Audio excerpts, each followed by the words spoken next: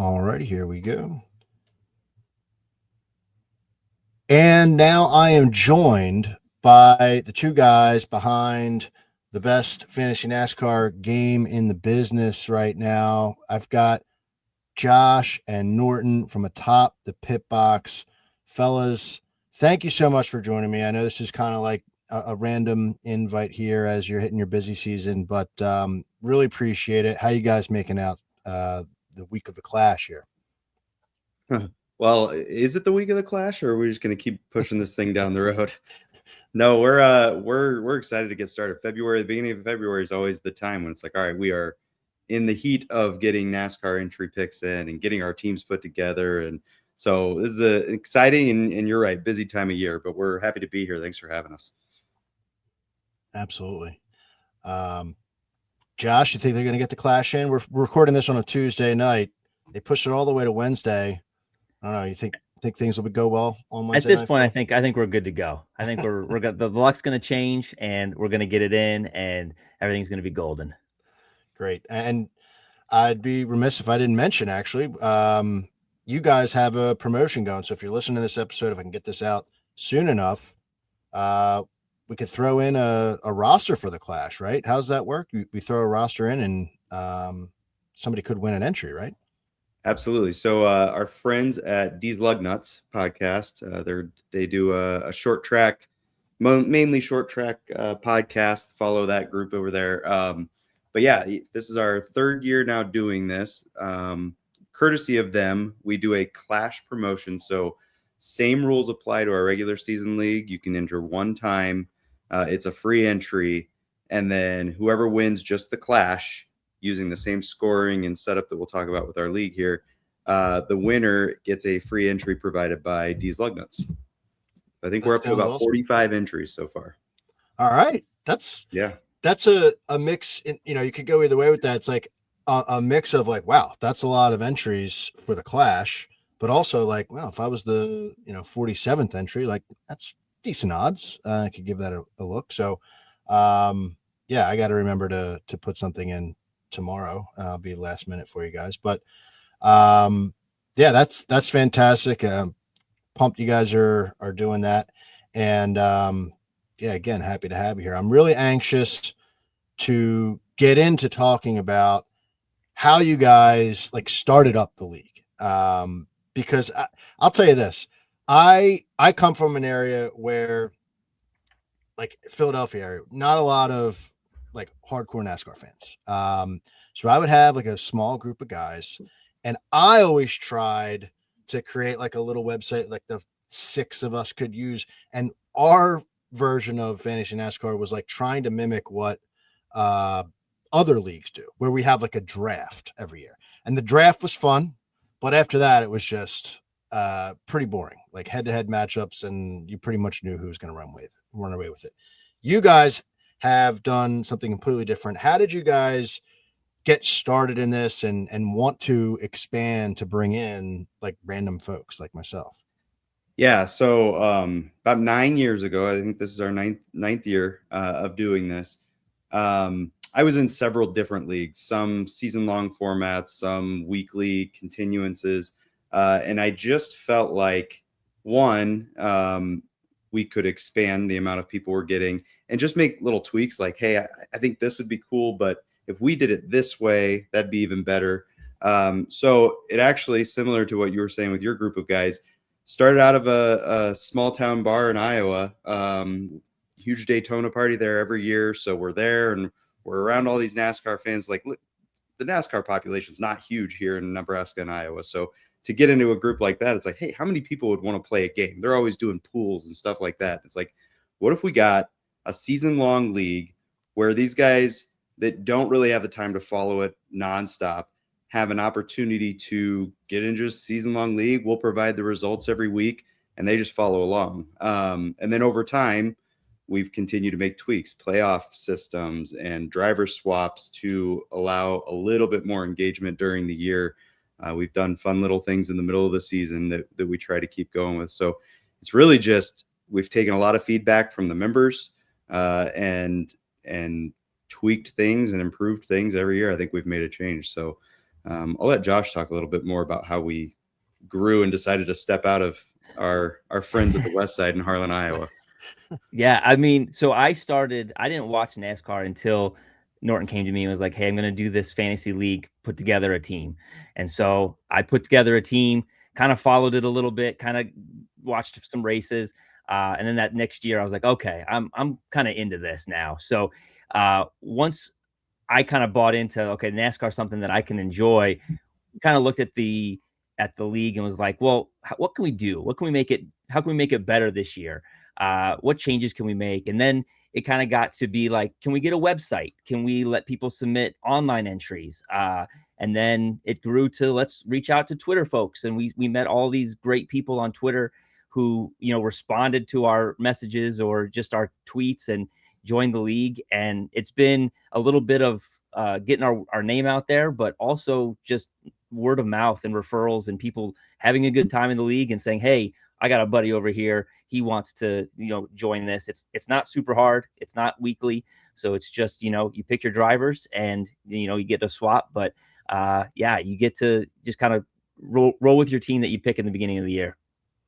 And I'll tell you this, the fact that, I guess you just kind of laid it out, the people who are interested, but not interested enough to where, we're doing like the one and dones every week. You got to remember to like submit your guy or whatever. That's the beauty of this. And I have sold so many of my buddies on it. Literally just got done talking to my cousin about it, who, like, every now and then, like when we're together, we'll talk shop. I mean, they know that I love NASCAR, but they'll ask me a question here and there. They'll come over to watch a race, in the background. But to sell them on, hey, you just got to set it once. These guys do all the work. And I'm going to talk a lot about how impressed I am with what you guys do in the back end. But it's such a thing of beauty, because that's what loops people in. It's like, yeah, I could see, I think my cousin's line yesterday was $25 for the entire year. Sure, I am in. So that's the beauty. You're getting that crowd.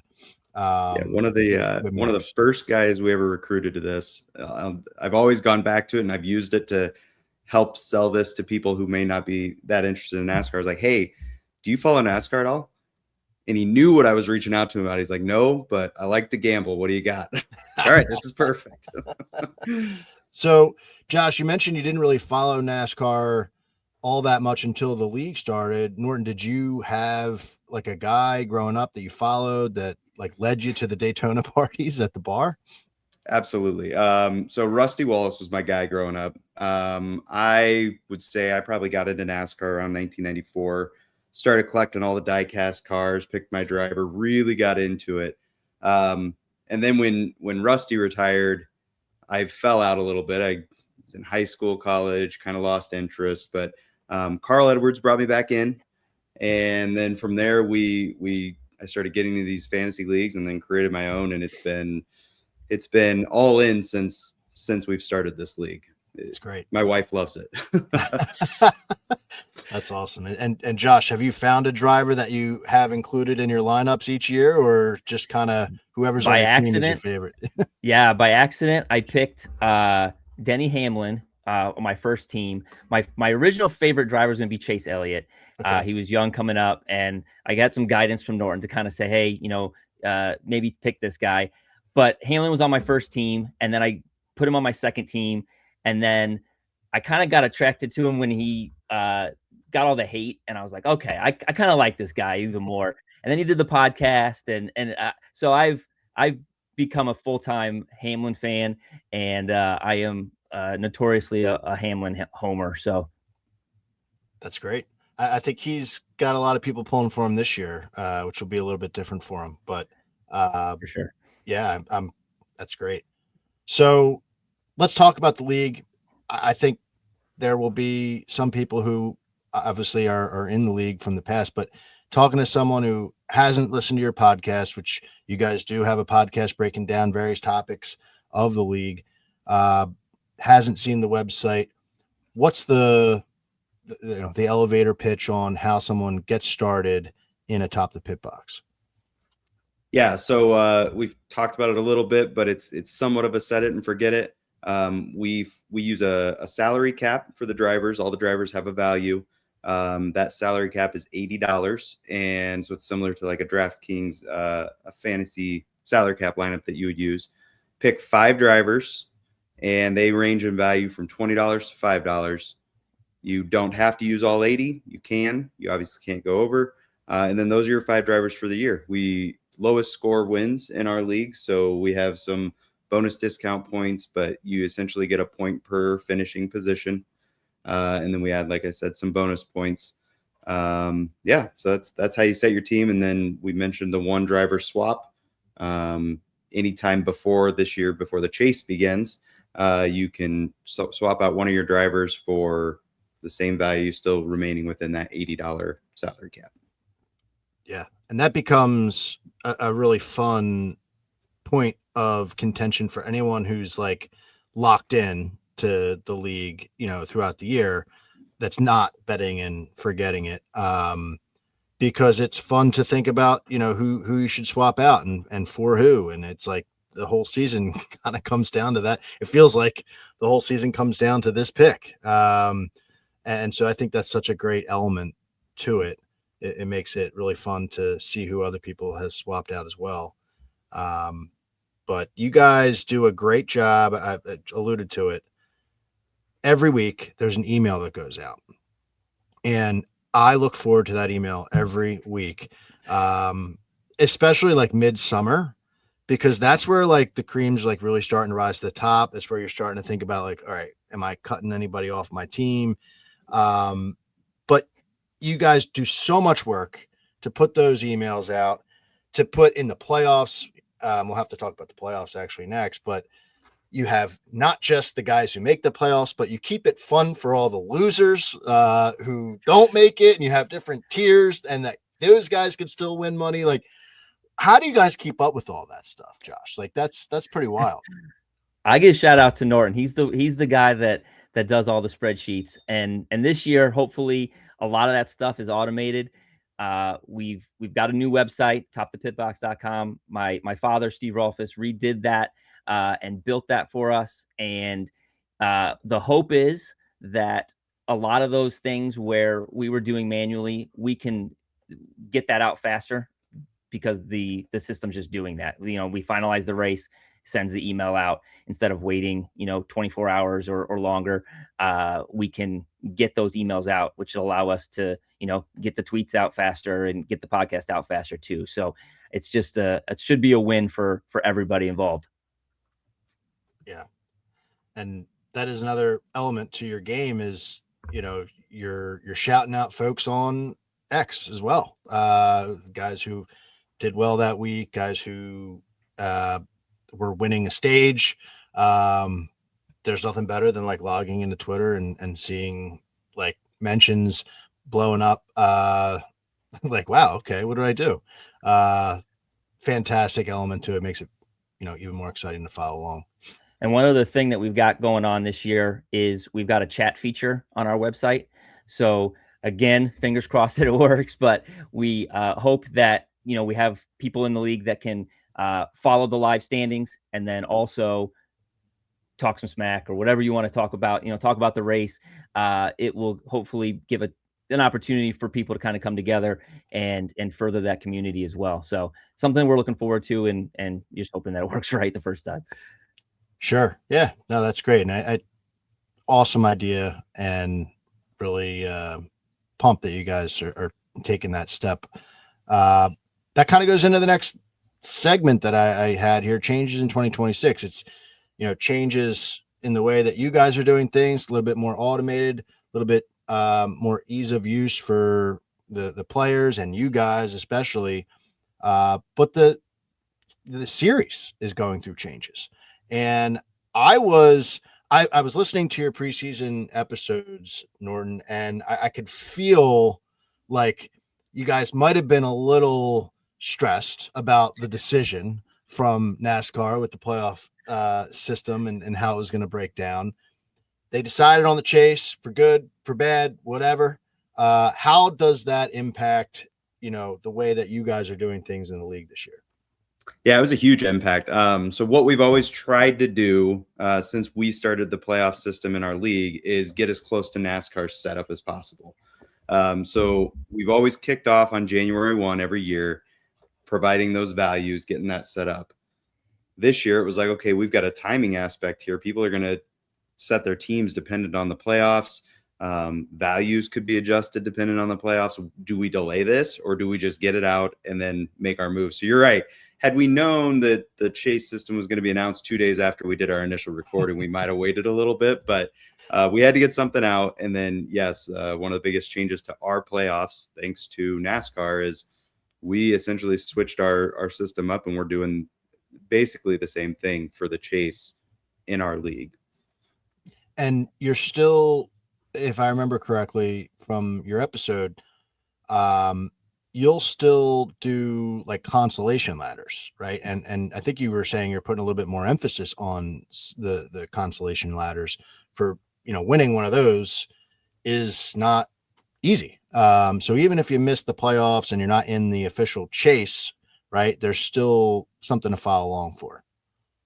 Yeah, so 25% of our league will get into the chase. So that'll be your true chase grouping.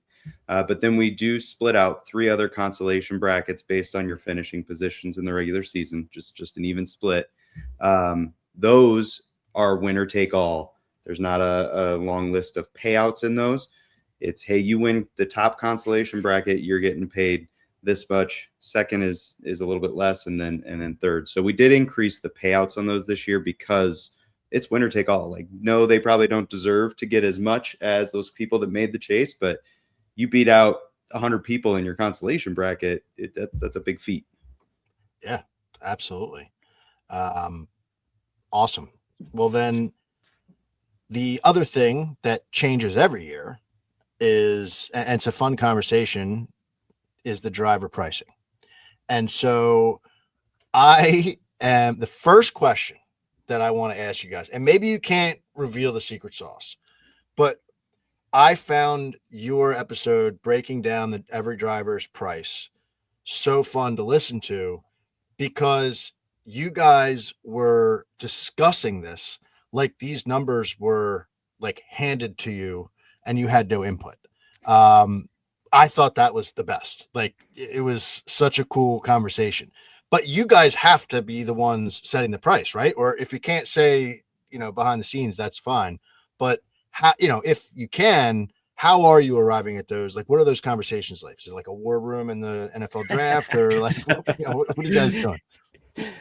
So it's I will tell you that it is mainly a surprise for us as well. Wow. Okay. And when I say that, it's because when I said we release our values on January 1, it's to try to remain consistent. We are looking at championship odds for our valuations as of January 1. So wherever we can find those. This year was a little bit tougher because of the format not being released.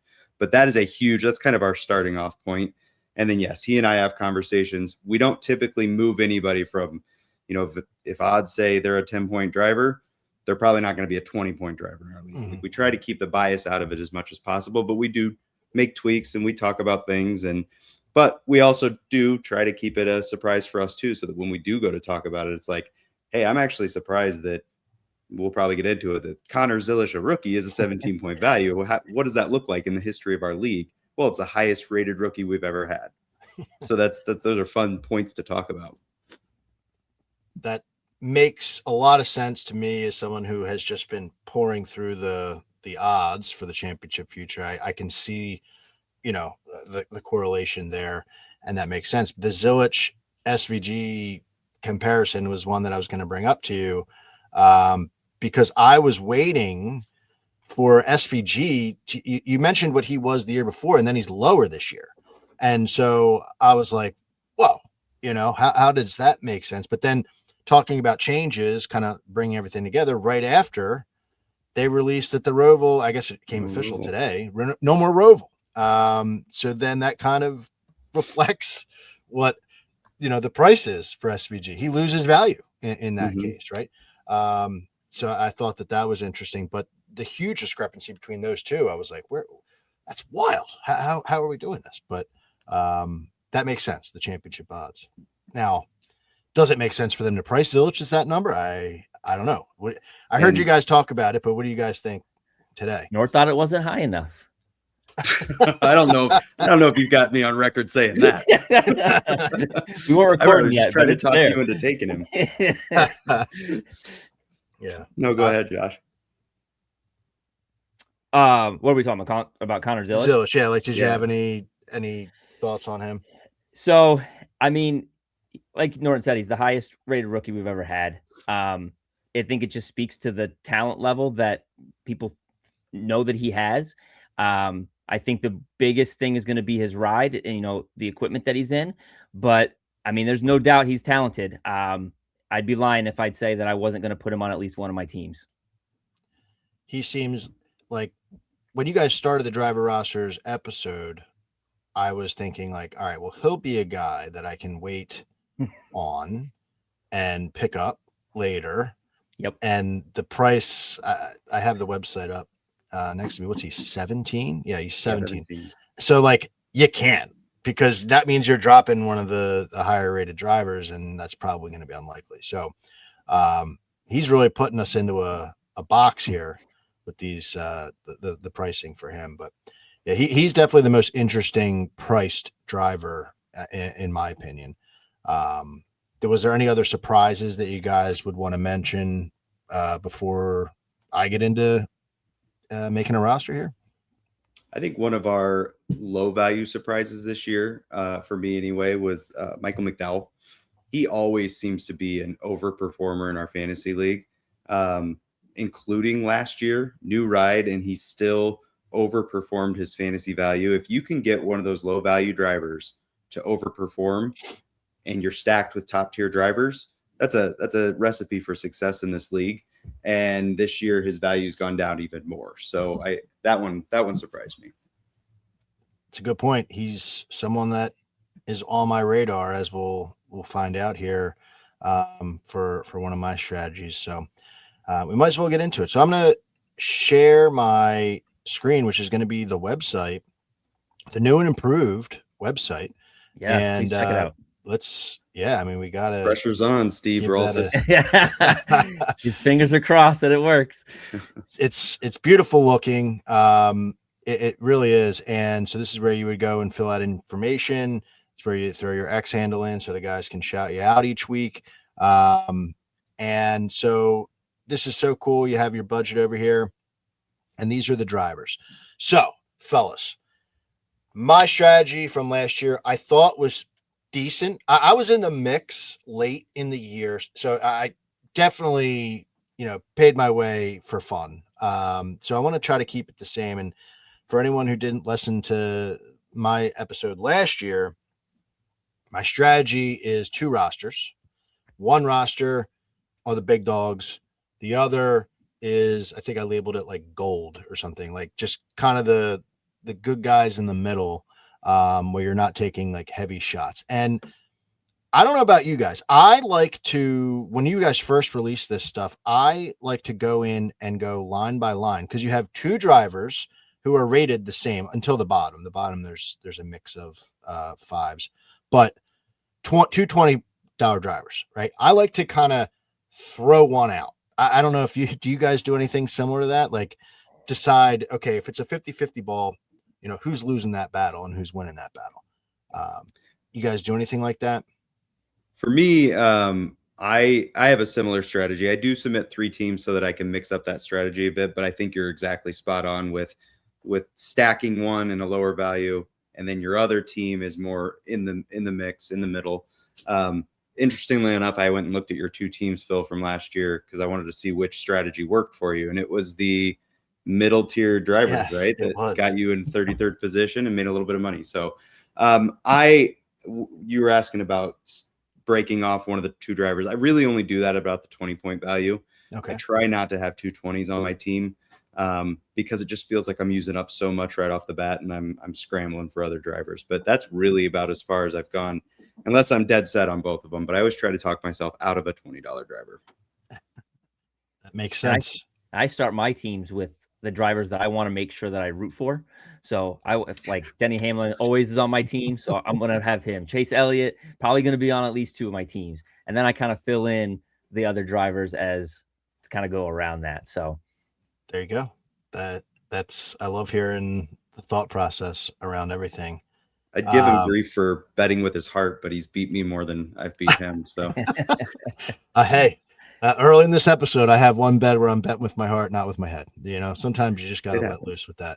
All right, so I'm going to start with the big dogs because I feel like it's easy just to boom, boom, boom, like knock them out. Now, this is going to hurt Josh, but I'm bailing on Denny Hamlin. I'm going with Kyle Larson as my $20 driver.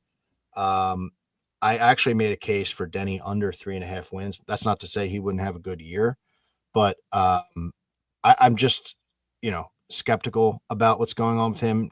I'm obviously rooting for him as we called out earlier, but if it's between these two, if he was a lower number, I think he'd be more enticing to me. But the fact that he's a $20 driver, I got to go with Larson because I think this format really fits him well.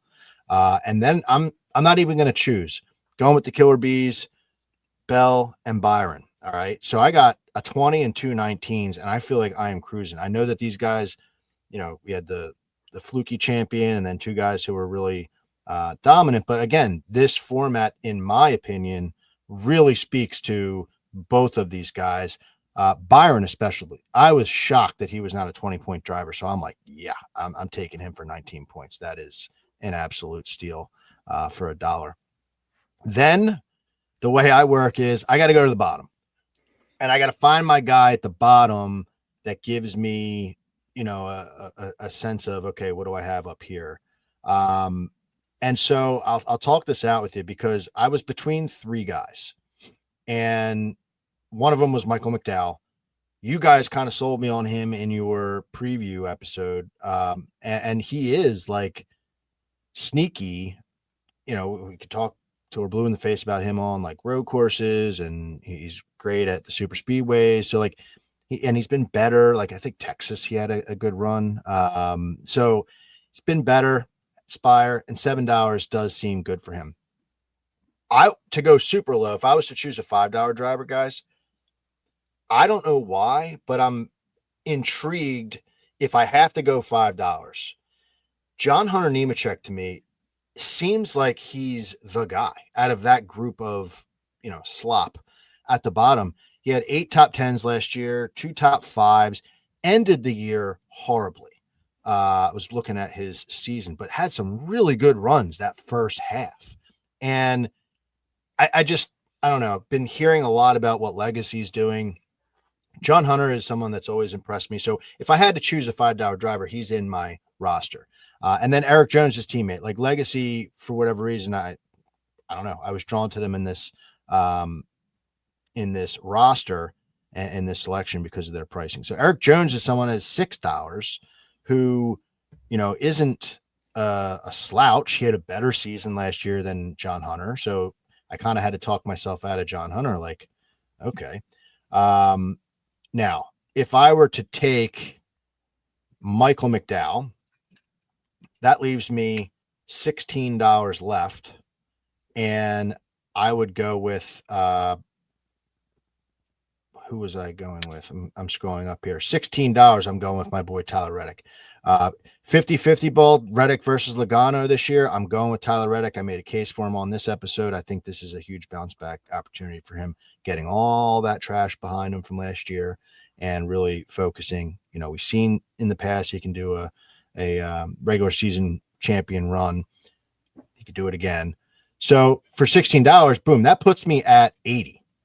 And where my mindset is, boys, is like, I don't think I'm going to need to exchange any of these guys, right? Like, I don't think these guys are going to get swapped on this team. So what I'm doing here is setting myself with the $6 Mike McDowell is if he stinks, I could flip to Jones, or I could go even further down to John Hunter if I needed to. It gives me a little bit more of flexibility there. So I think that's going to be my big dogs roster. McDowell, Reddick, Byron, Bell, and Larson. So any critiques on the big dogs roster there? Who am I missing? Who should I have? I find it interesting that you went with McDowell at $6 when instead of Nemechek at $5 when you could have got Chase Briscoe over Tyler Reddick. So you're kind of betting on Tyler Reddick this year, huh? I am betting on Tyler Reddick, but Josh, there's a reason for that. Okay. So I am interested in Briscoe for sure. I think Briscoe. I would love for you guys to put out like a stats episode. I don't know if you did that last year, but like just seeing like, how many people, the percentages of the league. I think Briscoe is going to be an absolute monster selection, like very popular pick. So where my mind is at is like, I'm going to have him in another roster, but also if my big dogs perform and McDowell, like last year I had Haley as my like caboose on the big dogs and it just did not pan out. McDowell, I think if he can hang in there, that's great. So I could be different than what I anticipate most of the league going with in Chase Briscoe at $17. That's kind of where I'm breaking that down. But you're not wrong. I'm going to be talking about him in just a second. So, well, I'll give you a sneak peek because we do track the driver selections and we do have those stats. So far, we've got about 125-ish entries into the league already. Chase Briscoe is on about a fourth of those teams. A fourth? Okay, so, that's less than I thought. Mm-hmm. Less than I thought. Certainly not the most owned driver yet. I mean, Kyle Larson's the obvious one there. Yeah. But yeah, Briscoe is about a quarter of the team so far. That's not bad, and that actually makes me pumped about my secondary team, which is the team, like you said, Norton, got me up to 33rd place last year. So let me erase these guys for the visual here. And I'm going to go with like mid-tier guys. So it's funny, mid-tier guys are still like $18 drivers, but just like I did before, I'm going to go bang, bang, bang. Elliott, Blaney, and Briscoe. I think Blaney's Ryan Blaney. He, the fear with him is the DNFs. He needs to be able to hang in there this year. And a lot of those DNFs were not his fault, either a random part breaking or running into somebody else's mess. So there's a higher ceiling there, I think. Elliott, I think that he has the ability to point people to death. And now we're in a format where, he's on stage behind NASCAR promoting this new format because he knows he's going to be able to point people to death. So I want to have him on my team. And then we just talked about Briscoe. I really think Briscoe is going to have a pretty decent season this year for, the back. If he started the year like he finished, he would have been running away with the championship in the chase format. He was kick-ass through the final 10 races last year. So if you rinse and repeat this year, he's going to be an absolute contender throughout the chase. Because that's where you got to be thinking about it. I think you guys highlighted it. Like, who's going to be able to contend in the chase? You want chase drivers on your team, and who's going to be able to contend when they get there. So those three guys, I think, are not missing the chase. That would be an absolute shock to the system. So any qualms with those guys before I try to fill the rest of these guys out? I think that you are spot on Briscoe, especially the fact that the way he ended the year. He ended up as our third best fantasy driver last year. And Chase Elliott was fourth. So you're already choosing two drivers that if they perform like they did last year, they're overperforming their value. And then I agree with you on Blaney. I've mentioned it on a couple of other episodes that there's just no way that he has the DNFs that he had last year. That can't continue. And he finished as our seventh best driver with all those DNFs last year. Fantastic. I mean, and I'm a Blaney fan. I enjoy him. So I think, like I said, the ceiling is pretty high for that team. I'm going to go, speaking of mid-tier, I'm throwing Bubba Wallace into the mix, right? So I'm going through the list here. I don't want Logano. I already took Reddick.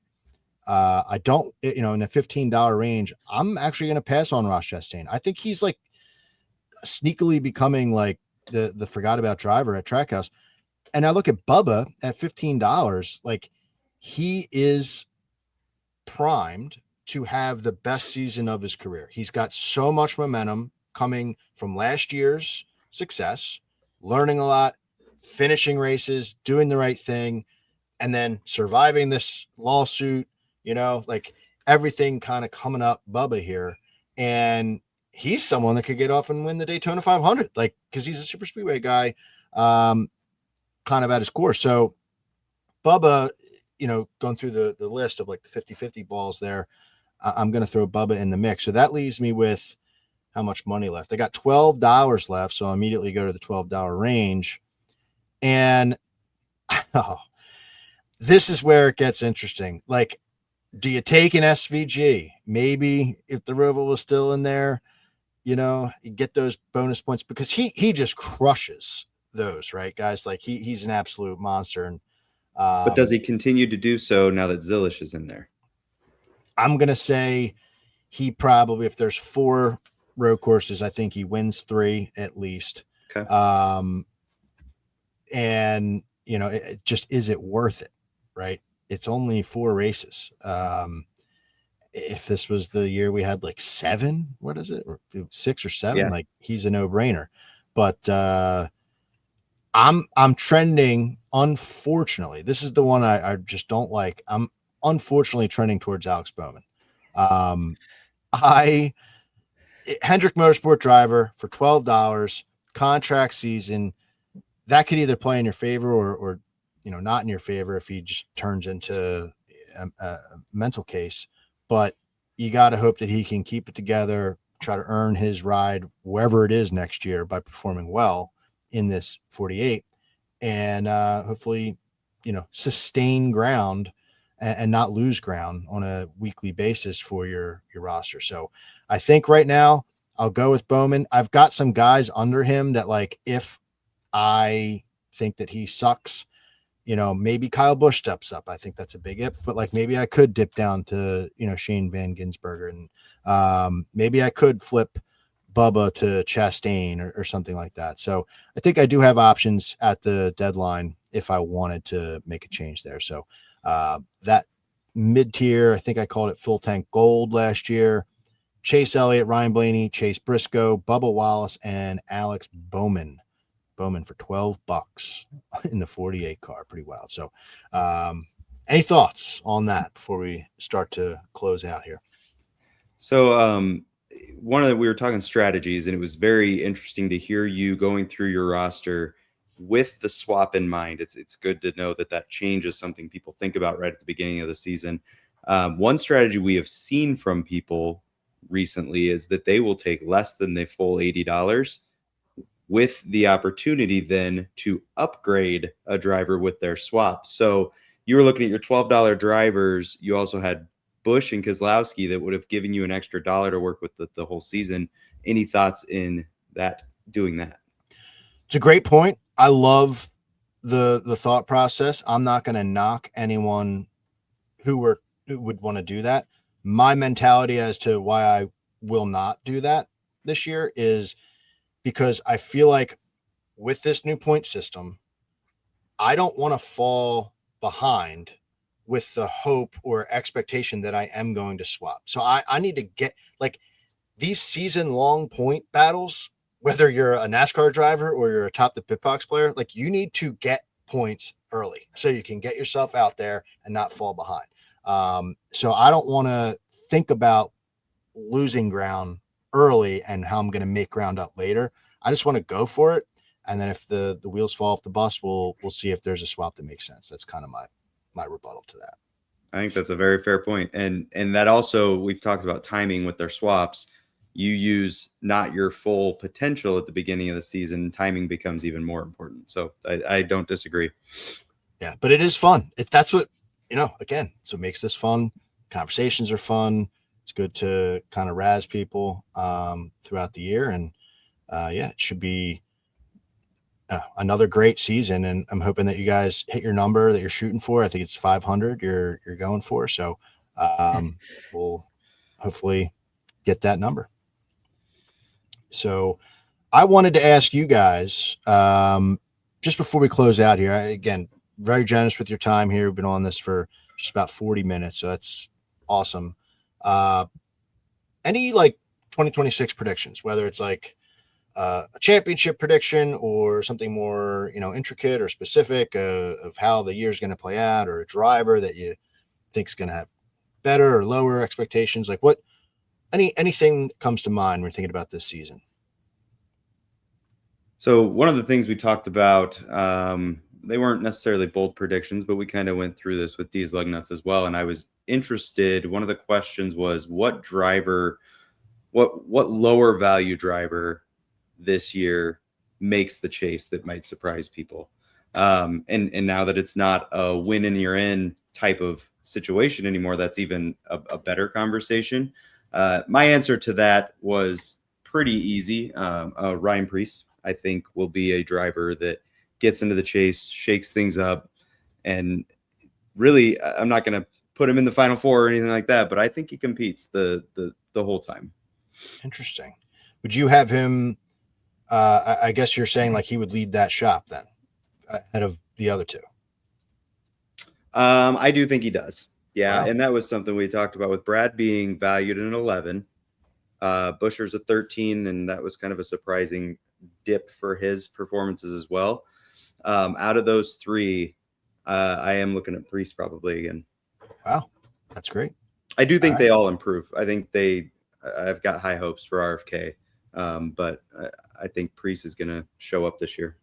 I think NASCAR's better when a team like that is rolling well, but I'm nervous for them. I'll be honest with you, Norton. Sure. We'll see.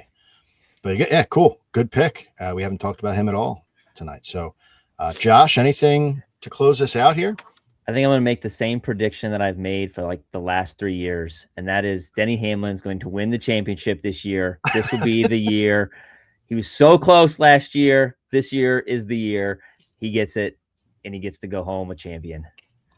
That would make a lot of people happy. It would write a lot of stories. It's got to happen. For sure. It's got to happen. I think it would be fun to watch, especially after last year and everything. So, fellas, can't appreciate it more. This was really fun. Loved hearing some of the background and being able to ask you guys some specific questions about how you guys got started and everything and the league itself. So just want to thank you one more time and plug your stuff. Like where can, people find you guys and where should they go to play along? Yeah. Thank you for having us. It's always good to listen to your episodes and hear what your insight is on all of this. So we really appreciate you reaching out and bringing us on. So they can find us. We've talked about our website, atopthepitbox.com. That's where you can submit your entries, hopefully some interactive things throughout the year. And then we are on Twitter. We've talked about that a little bit. That's at Atop the Pitbox. And then we also do have a Facebook page, Atop the Pitbox. So find any of us there. And then we also run the podcast. And Josh, I'll let you talk a little bit about where they can find that. You're the producer, so. Yeah, that's on Apple Podcasts and Spotify. So check it out, subscribe, and give us a listen. We go through weekly and just talk about, teams moving up, trends that we're seeing with the drivers. So try to give a little bit of insight into maybe some potential swaps that we're seeing or, that, hypothetically could happen. So it's a lot of fun. So check us out. Appreciate it, guys. Thanks one more time, and good luck to each of you and your rosters this year. And thanks for doing what you do. It makes the season go by with a lot of fun. So thanks for having us. Thank you. Appreciate it.